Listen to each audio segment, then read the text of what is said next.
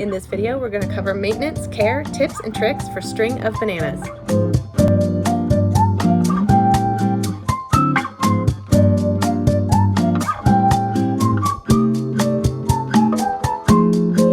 This video is actually part 2 of my string of bananas series. In the first video, I showed how I found a very small broken stem of a string of bananas plant that I had found on the ground of Home Depot.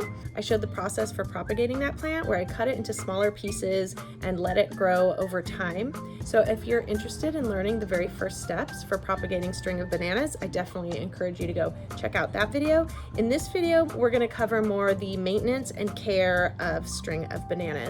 How to take care of the plant, how to maintain it, and how to make sure it stays full and lush and in the shape that you want it to look like. So this plant, it is a string plant. It is in the Senecio family, same family as string of pearls, string of tears. You can see where it got the name string of bananas. There's also string of dolphins. There's lots of different varieties of this succulent.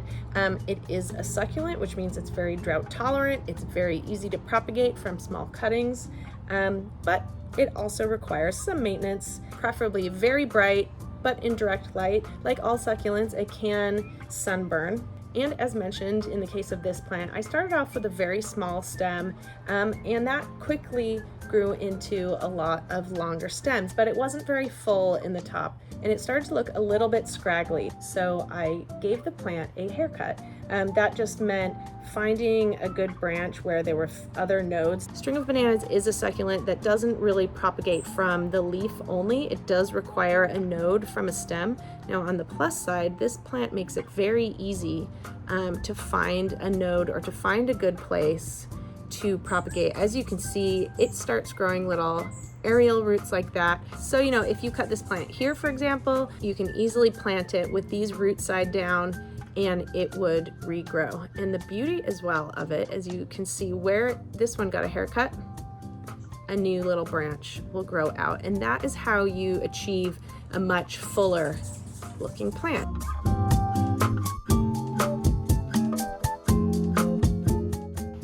So here is our original plant, and here are all the stems that I trimmed up.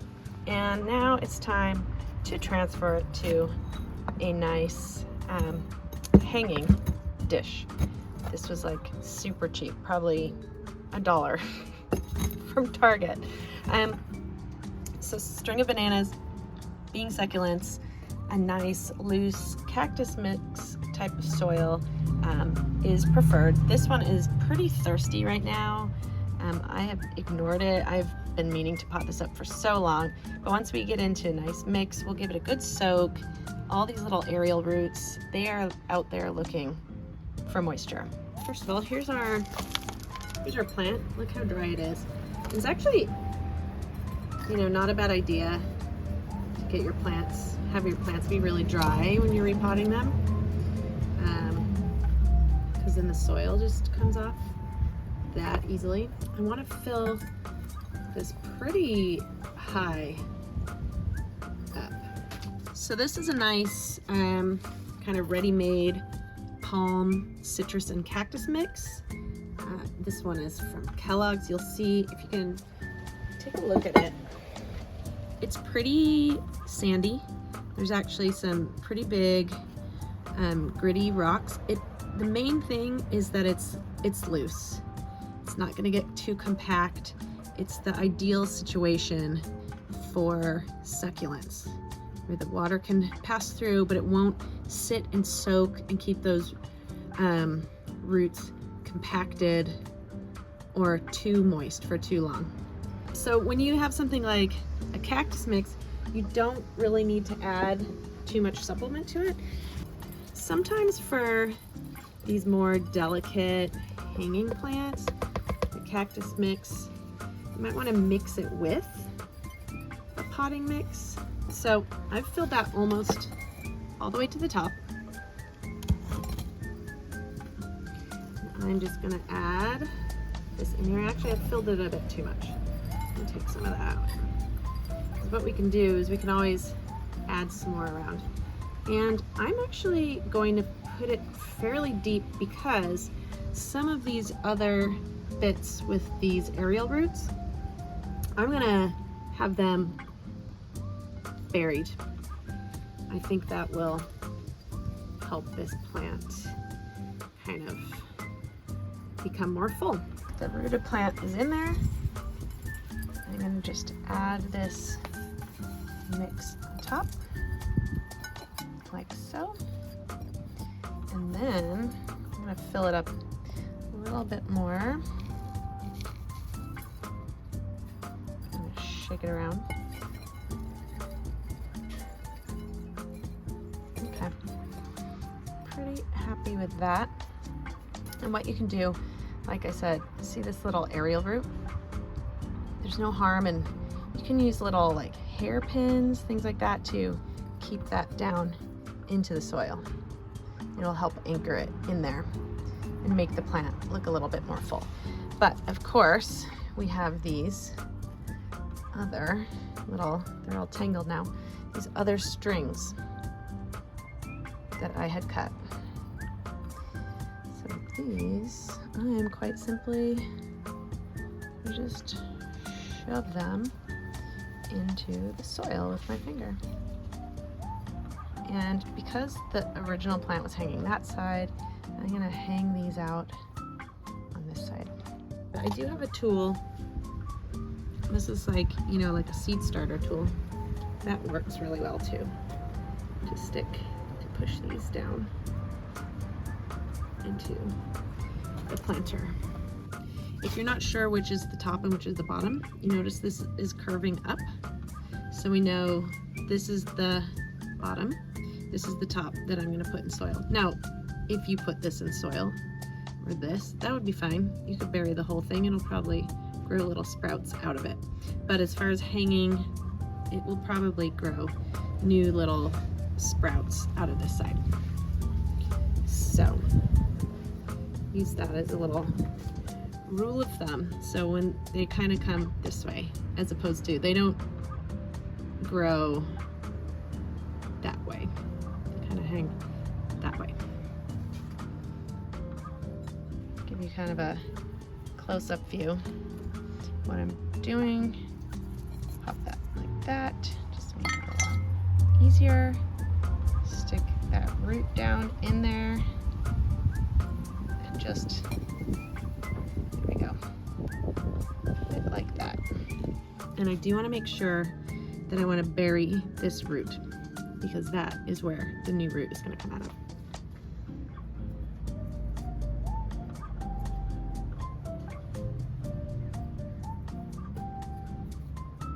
I'm actually doing these a little bit sideways as well. Again, just making sure that this doesn't look so pretty right now, but once it's done and once we hang it up, it should look okay. I'm just gonna fill in those holes. It should be okay if you bury the leaves. They might either pop out or just disappear into the pot. Here is the inside of our pot now. You know, it's not looking so bad. I feel like once it hangs, it'll look kind of cuter. And I'm gonna give it a water, give it a good soak. And here are the strings that came with this pot, and it also came with a little plug for the bottom, which you see, that's probably not a bad idea if you have certain plants that you don't want it to, like, if you have this indoors. I'm thinking I'm gonna keep this outdoors, which also makes me a little bit nervous. I'm not sure how outdoor friendly this is. Might have to switch it out to something more like some kind of wire, but for now we'll use this. Now, what do we think? It looks kind of sad. I'm gonna water it up and hopefully it'll look a little bit less depressing. For some reason, watering succulents seems to be one of the biggest mysteries to a lot of people.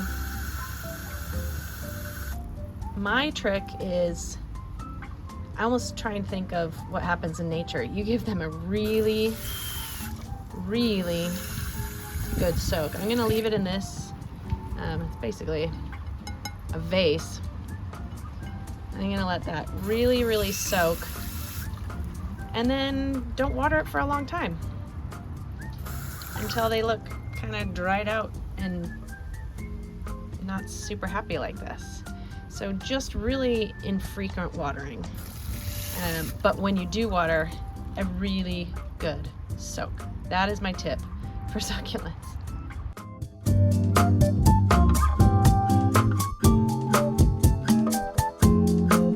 So you can actually see on this plant where it received a haircut and new branches have come out, growing out of that. So every time I give it a bit of a trim, I take that excess stem and I place it back in the soil. You can actually see where those other branches have started rooting and have started growing new little plants. You know, this could definitely be more full, so I could easily snip off another bit and place it in here. One of my tricks you'll notice is it looks like a little hairpin. This is actually a little bit of gardening wire that I snipped and bent into sort of a U shape. You could use a hairpin as well, but this just helps push the stem down to encourage rooting. When the stem is in contact with soil, especially moist soil, it will encourage rooting. Now this is a piece that was cut recently, and the reason it's looking a little bit shriveled up compared to this much more full piece, it hasn't started rooting yet, so it is starting to drain its water resources until it starts to root and starts to take on water by itself. But that's why I have it pinned down to make sure it doesn't fall out, it stays in contact with the soil. So by constantly giving your plant a haircut and replacing it in here, you'll get a fuller and fuller plant. And one of the other benefits of giving a plant like this a haircut is you can create a lot of new plants, whether for yourself or to give away to a friend, for example. String of bananas is a succulent, as I mentioned, and being a succulent, it holds a lot of the water in its leaves, which means it can take long periods of drought and not having water, in which case that's when the leaves get kind of shriveled up like this. If you notice your plant looking like this, give it a very good soak. Saying that, it also being a succulent, it can be prone to rot. This soil is moist because I did water it recently, so I'm not going to water that again. Make sure you plant it in a nice, really well draining soil. Being a succulent as well, it does like bright light. These aren't going to do that well in a dark corner of the indoors. If you have it indoors, make sure it's in a sunny, bright window, or use grow light to help make sure it gets enough light. I like to keep mine lives in this patio.